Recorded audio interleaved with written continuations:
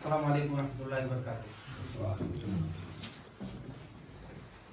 الحمد للہ رب العالمین والعاقبۃ للمتقین والصلاة والسلام علی خیر خلقہ محمد وآلہ وصحبہ اجمعین ومن تبعہم بإحسان الی یوم الدین، وبعد، قال اللہ تعالی فی القرآن المجید والفرقان الحمید، فاعوذ باللہ السمیع العلیم من الشیطان الرجیم، بسم اللہ الرحمن الرحیم، کنتم خیر امۃ اخرجت للناس تأمرون بالمعروف وتنہون عن المنکر وتؤمنون باللہ۔ جناب صدر باوقار ہمارے ساتھ زینت بخشتے ہوئے مجلس کو مزید رونق افروز کرتے ہوئے مرکزی جمعیت اہل حدیث کے کلیدی ممبر عالی جناب اسرار احمد شاہ صاحب جھنڈا نگری، اور ایسے ہی اس بزم کے سرپرست مولانا عبدالرشید صاحب سلفی،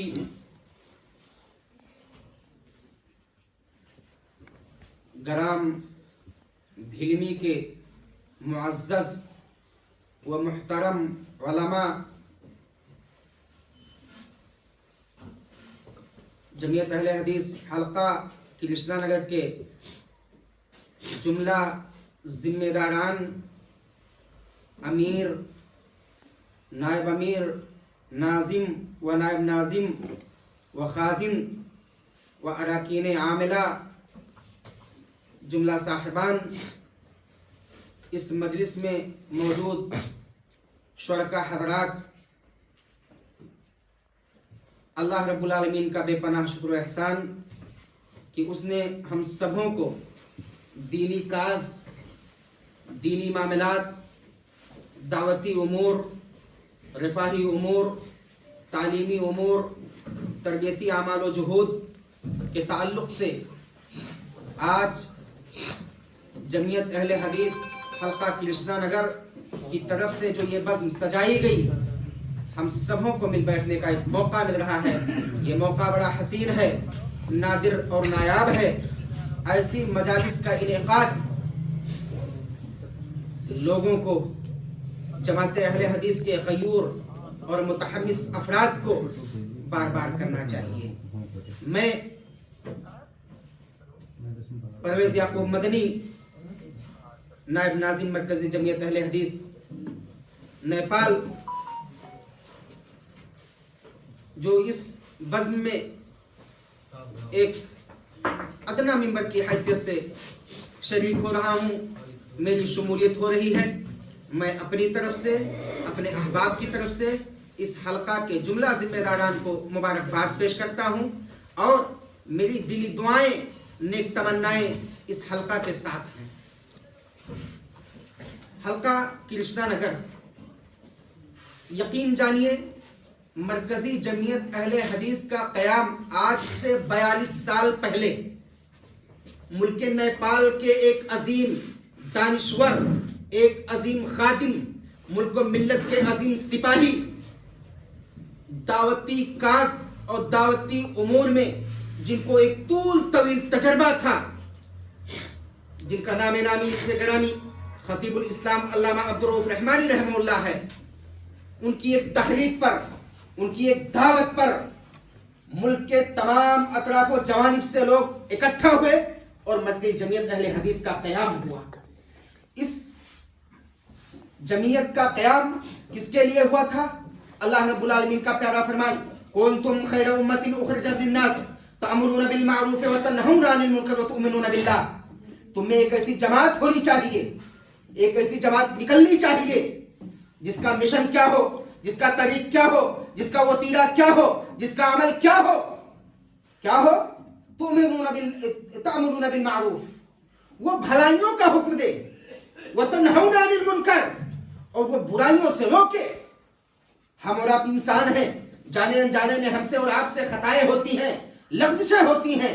ان کے روک تھام کے لیے علماء کی, دانشوران کی, ملک و ملت کے متحمس افراد کی ایک کمیٹی ہوتی ہے.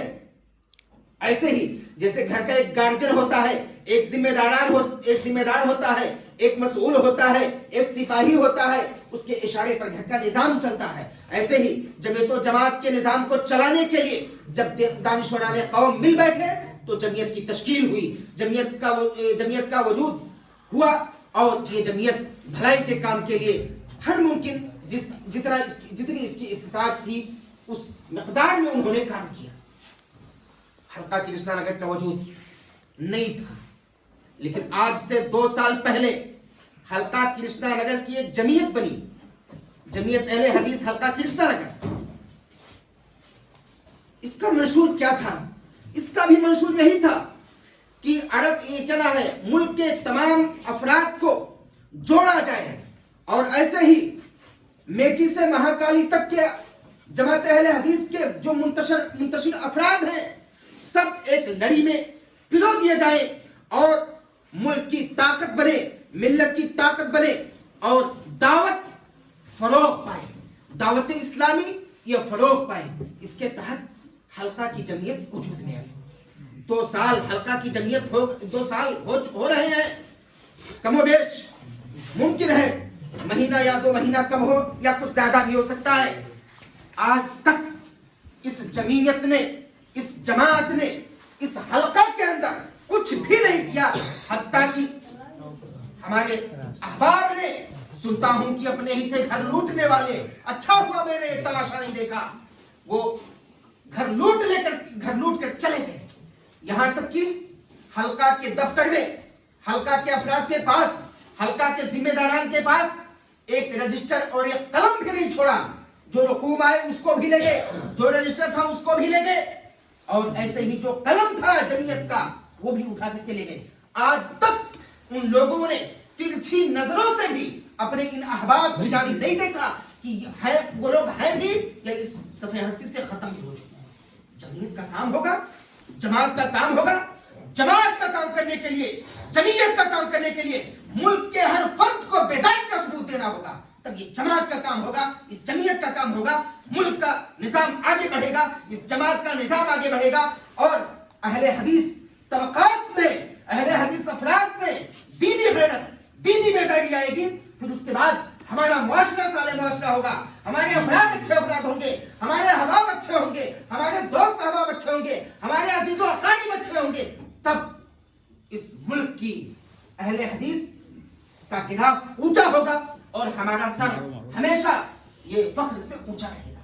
یہ ہمارا منشور ہونا چاہیے. نہیں کیا لوگوں نے, لیکن میں اس حلقے کا ادنا خادم, میں نے کہا کہ لوگ جو کچھ کر رہے ہیں, مخالفت کر رہے ہیں, مخالفت پر اترے ہوئے ہیں, برا بھلا کہہ رہے ہیں, ان کو کہنے دیجیے.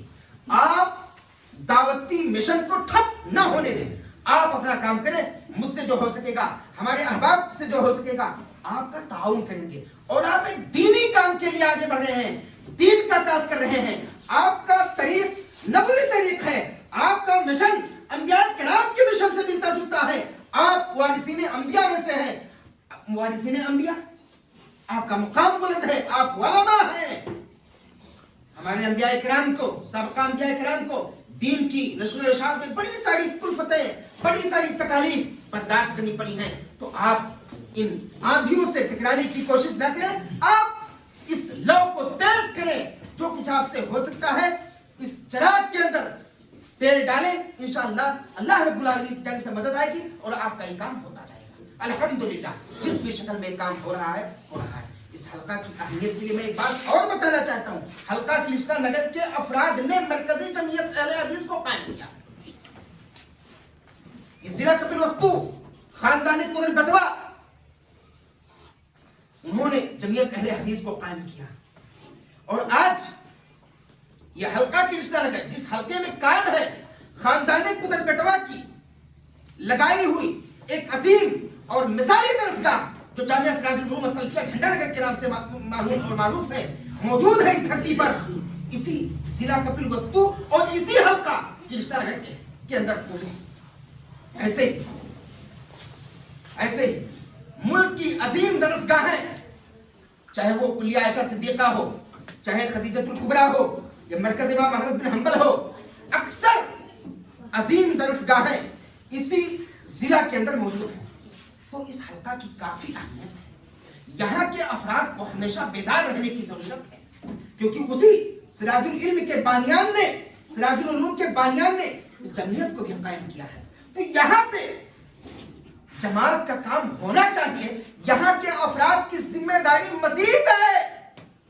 اس کا احساس، اس کا ادراک ان کو کرنا چاہیے. اور جو بھی احباب بڑھ چڑھ کر کے دین کا، ملک کا، ملت کا، جماعت کا کام کر رہے ہیں، ان کے ساتھ اشانہ بشانہ چلنا چاہیے. ایسے اہل حدیث کا منہج کیا ہے؟ وَاعْتَصِمُوا بِحَبْلِ اللَّهِ جَمِيعًا وَلَا تَفَرَّقُوا. ایک ہو کر کے اہل حدیث اپنا کام کریں، اور رشد و ہدایت کے طور پر قرآن ہے اور سنت ہے. قرآن اور سنت کو مضبوطی سے تھام لیں. مسائل، پریشانیاں، دیگر امور آئیں تو قرآن و سنت کی جانب ہی رجوع کریں، قرآن و سنت کی جانب لوٹیں. یہ روشن شاہراہ ہیں، اور یہاں آنے کے بعد انسان کی تمام مسائل انشاءاللہ حل ہوں گی. ایسے ہی ایک اور معاملہ ہے کہ یہاں کے ذمہ داران کو اللہ رب العالمین اخلاص کے ساتھ دینی کاز کو بڑھانے کی توفیق دے. خوف الہی بھی ان کے دلوں میں پیدا کرے، کیونکہ جب اخلاص اور اللہ رب العالمین کا خوف جن دلوں میں نہیں ہوگا، یقین جانیے کہ وہ اپنے کام کو پائے تکمیل تک نہیں پہنچا سکیں گے. وہ راستے میں گر پڑیں گے، ان کے پیر ٹوٹ جائیں گے، ان کے عزائم خاک میں بھی جائیں گے. دین کا کام آگے بڑھنے کے علاوہ ٹھپ ہو جائے گا. اس لیے یہاں کے ذمہ داران کے لیے میں خصوصی طور پر دعا کرتا ہوں کہ اللہ رب العالمین کے دلوں میں خوف الہی اور اخلاص پیدا کر دیں. دعوت میں حکمت سے ہوتی ہے. حکمت، ادعو الی سبیل ربک بالحکمہ والموعظۃ الحسنہ وجادلہم باللتی ہی احسن.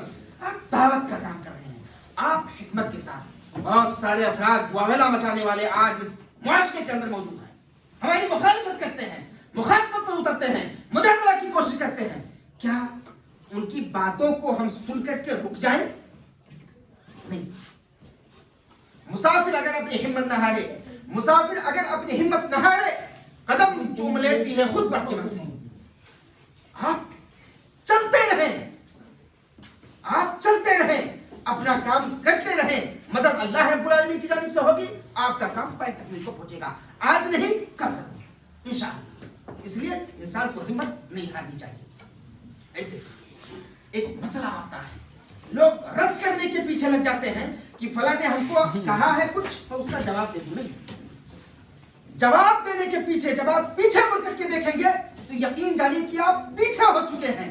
آپ آگے بڑھنے کی کوشش کیجیے، ان کو واویلا مچانے دیجیے، ان کی باتوں کو آپ سننے کی کوشش نہ کیجیے. اور سن بھی لیں تو جواب دینے کے پیچھے نہ پڑے، اپنا کام کریں. بس یہ میرا مخلصانہ مشورہ ہے. ایک اور بات میں کہنا چاہتا ہوں یہاں کے ذمہ داران کے تعلق سے کہ مسئولیت یہ بہت بڑی چیز ہے. گھر کا ایک ذمہ دار ہوتا ہے، گھر کے افراد کی مسئولیت اس کے سر پر ہوتی ہے.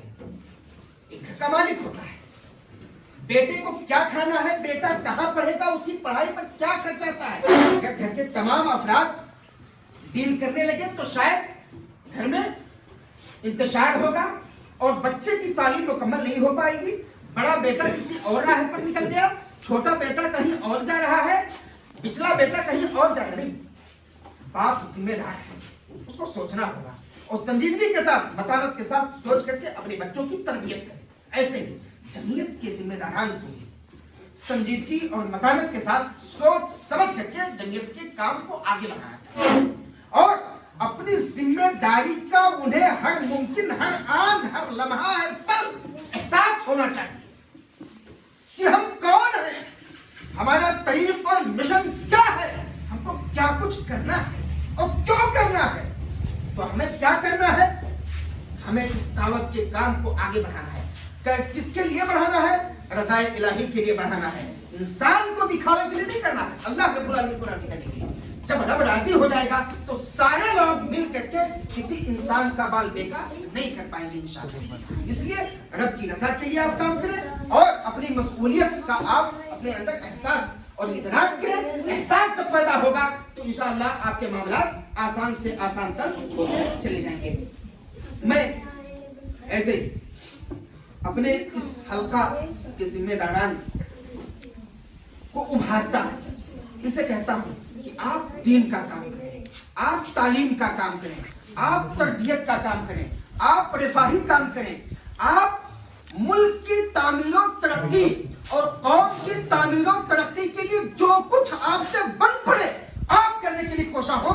इंशाअल्लाह इन्हीं अफराद की जानिब से ताउन मिलेगा और अल्लाह रब्बुल आलमीन की जानिब से मज़ीद आपकी नुसरत और ताईद होगी।